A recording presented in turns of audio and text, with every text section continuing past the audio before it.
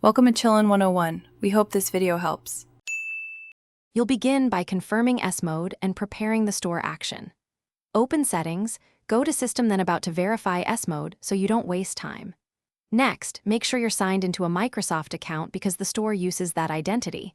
If you're on a local account, sign in now. Once signed in, open the Microsoft Store app and type Switch out of S mode in the search bar. This locates the official page you need to start the process immediately. Once you've found the official store page, select it and look for the Get button. This triggers the free one-way conversion.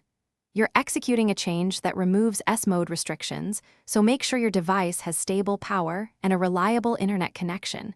Interruptions can stall the process. Click Get, then follow on-screen prompts. There's no charge. The store will download and apply the change. Once you see a confirmation message, the system has queued the switch, and after the store confirms the switch, restart your PC to finalize system state changes, then check Settings. System About to verify S mode is gone. If you hit an error in the store, sign out and sign back in, clear store cache via WS Reset, or reinstall store updates because account or cache issues often block the switch. If the change still fails, run Windows Update and the built-in troubleshooter to address pending updates or licensing problems. These steps resolve most remaining issues quickly. Thanks for watching. Consider subscribing if we helped you.